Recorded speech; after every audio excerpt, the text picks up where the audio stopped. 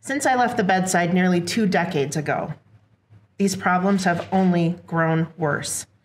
You can see that in the numbers we have right here for you today, but I want to share a few examples from just one health system, Mayo Health Systems, to give a sense of what patients and nurses are currently experiencing in all of the hospitals everywhere in our state. One nurse attempted to refuse an unsafe assignment because it was going to cause her to not be able to deliver safe care to all the rest of her patients. She was told by management that there were no other options but to take the unsafe assignment. In another case, deliberate understaffing by management resulted in an infant on a breathing equipment to be cared for by nurses who were not properly trained on that equipment. Another nurse told of a shift where 4 behavioral health patients needed one-to-one nursing care, but the unit was too short-staffed.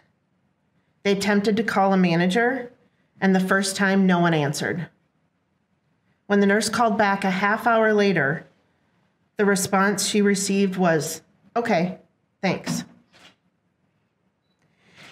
In a Mayo emergency room, short-staffed nurses were overwhelmed by patients being boarded in the ER with no staffed beds for them to be admitted to and no staff to manage the emergency department. In another emergency department, patients had to be diverted away from that emergency department because management failed to staff the unit. In yet another case, a patient left the emergency department without receiving any care due to severe understaffing in the unit. Another nurse at the health system reported that severe short staffing caused delays in patient care, but there was no manager on the shift to address the issue, and nurses were so short-staffed that they could not even file the concern for safe staffing forms until after the shift.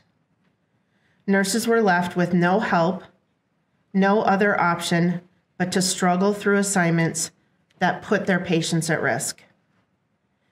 Supervisors at these facilities are known to retaliate against nurses who file unsafe staffing reports, including one who relentlessly followed a nurse around, asking her questions about what she could have done differently, instead of attempting to fix the problem. One supervisor told nurses to take on patients not appropriate for their unit because the manager said, "I have beds to fill." These supervisors are telling nurses that the policy of their system is if we have a bed, we need to fill it regardless. It doesn't matter if we don't have staff.